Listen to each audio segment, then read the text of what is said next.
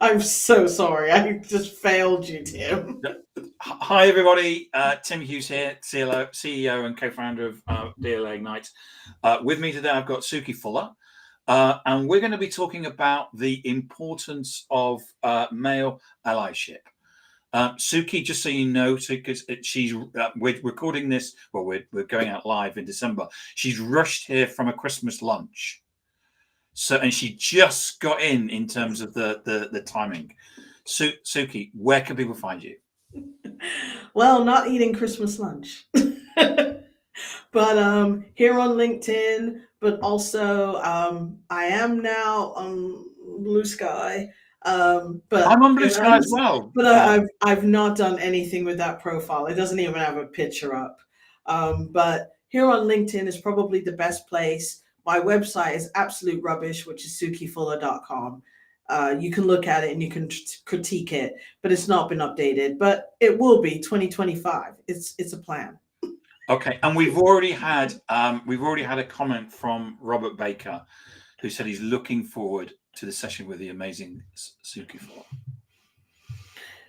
Well, it's funny. Male allyship, and Robert is one of those people. There you go. He is. So we met at a session on male allyship. Yes. And that was run by Zoom, and I wanted to, because you were on the panel, I was in the audience, and I wanted to get you on because you have such an interesting story, and DEI is such an is such an important factor now of the way that we work. But your interesting story is that, and this is the point of the conversation, is that every step in your career, a white male has been an ally for you. Yeah. And this is so white males out there, you've got a job to do.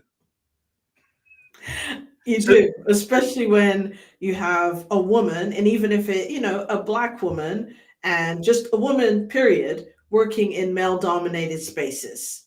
And there are a lot of men out there that are allies, but aren't actually speaking up as allies. They sort of do it subterfuge, like, they're really supportive, but we really need men that are in the rooms to step up and to make sure that they are voices, because sometimes they're not saying the things to support women, and those women may know, like, hey, you were all about it when, we weren't in the room and you were giving me support, but when we got in the room, you didn't say anything. So it makes you feel isolated. But there are a lot of men out there that are very supportive. They just need to speak up. And the thing is with D&I is it's not just about women, is it? It's about white men using their privilege to support everybody. And it's not just white men. I know it's not. I'm picking on them. You're picking on yourself. I can, yeah. But it is. I mean, for those people that are, I always say, is for the people that are in positions of power. So it can be white men, a majority of the time it is. It can also be white women. And sometimes it can just be other people. It's not just also about your race or your gender. Sometimes it is that person that comes in and they don't walk so good. They walk with a cane. And it's about being that person that's able-bodied, although I hate that phrase, but that can actually walk in the building and walk up the stairs, and recognizing that other person that came to the meeting, they're not able to walk up the stairs, and just say, hey, next time you're having a meeting, maybe consider that we have it on the ground floor, or we go to a building where there's an elevator. And it's recognizing the differences that people and the issues that people have in their life that are different from yours, to make it more beneficial, more inclusive. But when it comes down to the allyship and it being about, men, and in my career path, it has been majority white men. And that's been beneficial because they are the ones that held the power, coming from a background which was chemical engineering and an intelligence. Those were all predominantly white men. And to be given that support at that age it worked. It worked really well. We've had another comment from Rob, Robin is who just burning up the keyboards. says, "I totally agree. We men in positions of power and privilege need to recognise our duty to step up as allies and take action." So you have an interesting background, don't you? Because you were born in London in the UK, Yep. and then you went through various iterations of your family. You went to live in Saudi Arabia. You then went and ultimately were schooled in the US. Yes. So my mother likes men of travel. My biological father lives in Saudi Arabia. He still does to this day. He's an engineer. So we were quite fortunate as and people is not privileged. We were not rich by any means. Just we just had that good fortune to live in Saudi Arabia and then move around a lot throughout Europe. When my mother remarried, met my stepfather, who was American and in the Air Force, and we moved to the US. So I was fortunate that I had that early childhood schooling in the UK. So an appreciation for geography, for other cultures that I think is somewhat lacking in American schools. And then to go and be schooled in the US, that gives you more confidence, I think, where in British schooling, it's sort of, keep your head down, work, and somewhat elitist in where you're allowed to go with your education. And in the US, it's kind of like the world is your oyster. Do whatever you want to do, be the smartest, be the fastest. It's kind of like the tech community. Just put your hand up and go, go, go. And you get where you get because you really worked hard at it. There's a level of privilege, but still, it is about working hard. And that's the difference that I think the mindset that's really sort of embedded in me. So I have the British humor, but the American way of saying it. So I can be, quite sarcastic, cynical, and stab you in the back and stab you in the heart, actually looking at you in the face, but still smiling like an American. So in terms of your life, you went a particular way, didn't you, into chemical engineering, and you were kind of set on that path. But then you were actually the first time. Hopefully, I've got this right. The first time that someone actually stood up and said, "Have you thought about this?" was that there was a particular course, wasn't there, at a particular university, where someone said, "Have you thought about doing this?" Because you were kind of going down this chemical engineering route, and it wasn't, or route, and it really wasn't something that you particularly wanted to do. And then someone Yeah. said, "Have you thought about this?" Yeah, so I have to give a shout out, even though he's now deceased, is Bel Castro, and he was my general manager when I was working in chemical engineering, and I was electroplating, and I wasn't finding it very enjoyable. And I said, okay, I'm not going to do this anymore. I am going to figure out what I'm going to do. And just looking around at different university courses, and I found the intelligence studies program, and I went in and I spoke to, shout out, Bob Heibel, second second white male. He is the founder for the intelligence studies program at Mercyhurst University, and he was fabulous. And just went in, spoke to him, and it was like, this is me. This is me. And Bob championed me my whole academic career. He was always there, always very supportive. I think my mother loves him more than me. And I think he loves my mother more than me. There's a relationship there. Just, it was like he sort of said, okay, you're here. You can do this. This is what you're meant to do. This is your calling. And yeah, he's just, we call him H. Of course we do. It's intelligence school. You'd never But call somebody by their name, would you? It's like exactly. But he was a former deputy director of counterterrorism at the FBI. And he formed this program at this university that became a school that became its own, part of the university. And now we have graduates all over the world that work in different national security environments, different corporations, just running intelligence programs, running corporate security. We're everywhere. We're everywhere. So why do you think? Because you went to um, Penn State University, didn't you? Yeah, that was the beginning. Which was, but that was that you've still got universities in the States which are quite kind of still quite split in terms of um, history. Yeah. And so, what is it? Do you think that when you went and you were doing the metal plating, that he saw in you, that he said that you know, what? Why you? Why him? Um, I think when I went to the Penn State program, that was sort of for gifted students, Hmm. and they had an academic program that you could go to. And I was good at it. I didn't particularly enjoy it.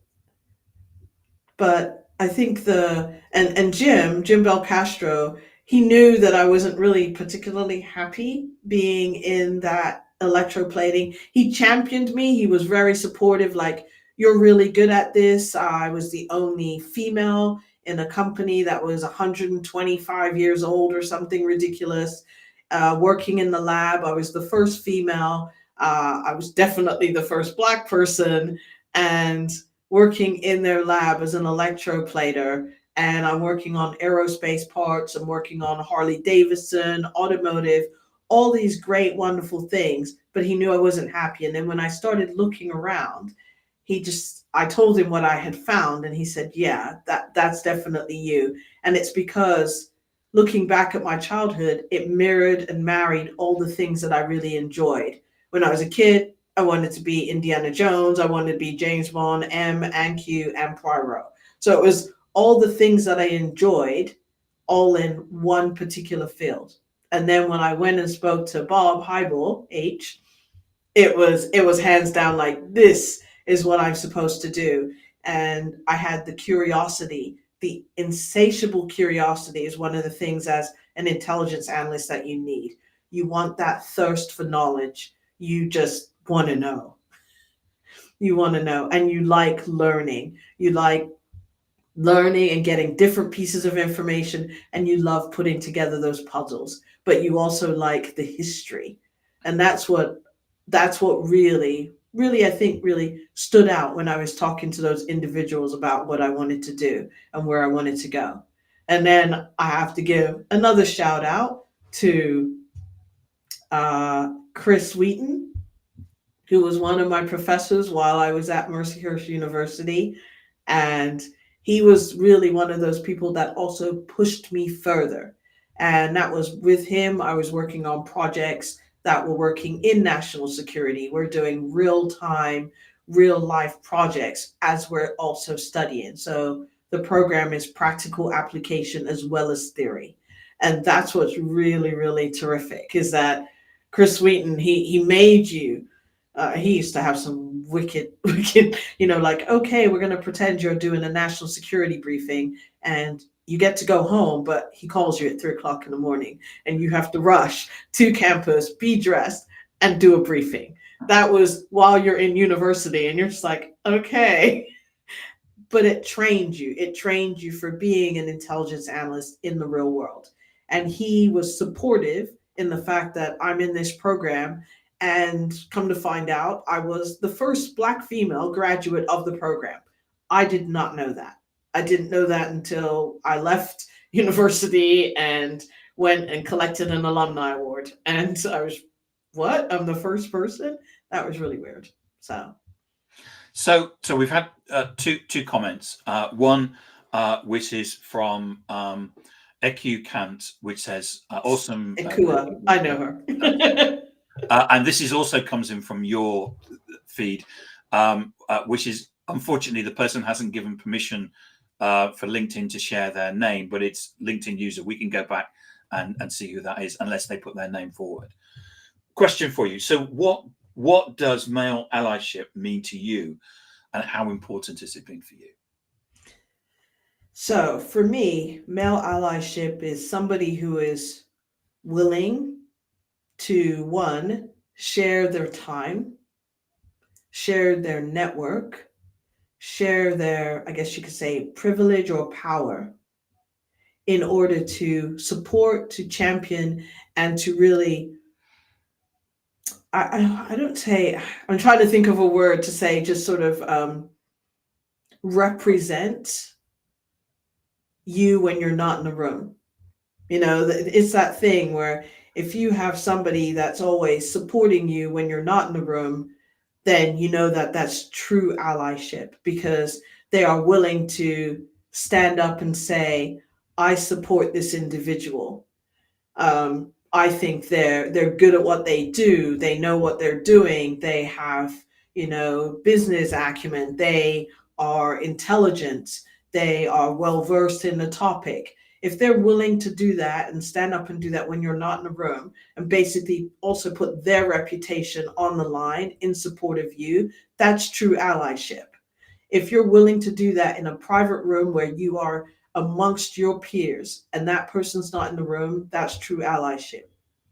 If you're willing to do that publicly when you're standing next to that person or you're standing somewhere else, if you're willing to do that, that's true allyship. For me, it's those people that are always willing to connect, to share their networks, to collaborate, and to help you progress to the next step without ever calling into doubt your talent or skill. Yeah, there is always going to be, here's where you need to grow. But it's just having the fortitude to actually put your foot, to draw that line in the sand and say, I am with you. I support you. And it's when people say they do, when they're all talk but no action, that's not allyship. You need to be about the action too. Is that like a common mistake that people make? Yes.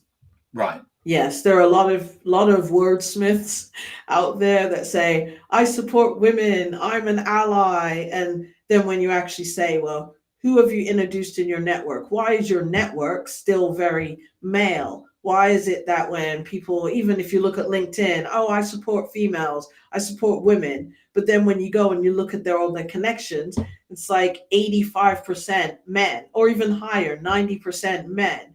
And it's like, well, I don't see you ever connecting women to your network. I don't see you, you don't have to attend every event, but every once in a while, you need to go and talk to the source. It's you don't know what's actually going on unless you're willing to talk to the source.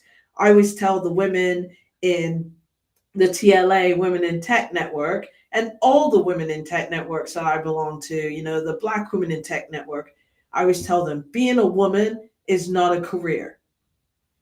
You have a sector, that you belong to, that you work in. Whatever that vertical is, you need to be in that group. So if it's a group and it's fintech, you need to be in a fintech group. Doesn't matter if there's no other women in there. You are the voice representing women in fintech. And those men that are in that fintech group, they should be listening to that woman because she is the voice of all those women. Even if she's the only one, she's the voice you need to listen to.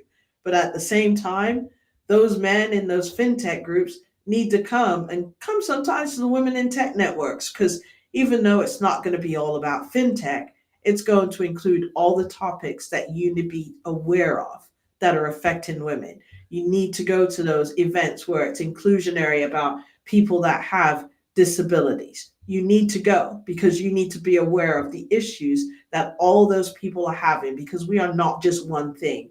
There's no person on this planet that is one thing. You wear glasses. So, you want to talk to people that are, RNIB or people that are working with those with sight disabilities. I have a sight issue. Which is way worse than yours. That's what I'm saying. If you're going to be an ally, you need to you got to put your money where your mouth is. And for male allies, I think a lot of them are not putting their money where their mouth is. They're saying they're supporting, but they're not because we wouldn't have that dismal, percentage of 1.8 women being funded in, angel investment to that 2.8 that it was last year, and it dropped to 1.8. So what's going on? Yeah, I interviewed a neurodiverse person on here, and she had a startup, and she emailed me before the podcast and said, "You can't say that I'm neurodiverse because I'll never get any funding." And I just think that's absolutely, And it's sad. Isn't that isn't that awful? Two positive comments. Dr. Hina, Tim and I basically say, "Amazing, Suki, that's fantastic. She's coming from your network." And Eku Kant sums up the podcast really well, which is you need to be both an action taker and not just someone who posts. Exactly. Allyship is a verb and a doing word or an active thing. Exactly. I always say, because in the intelligence world, we have this, actionable insights. That's what we do. Actionable insights. It is, we're helping you to form an understanding of a situation and you take action. It's completely falls apart if you're not going to do anything. Then it's just words. It doesn't matter if you're just saying the words without putting it into practice. And that's why when I went to school, it was about action and theory. And so you understand what you need to do, but at the same time, you need to make sure you know how to do the action. And I'm like, I just saw a long comment pop up. Don't read them all. Don't read them all. Well, we're coming to the end, really, Suki. We're coming up to the 20 minutes. And Robert says that he's enjoying it, and thanks, Robert, for the engagement. Suki, where can people find you?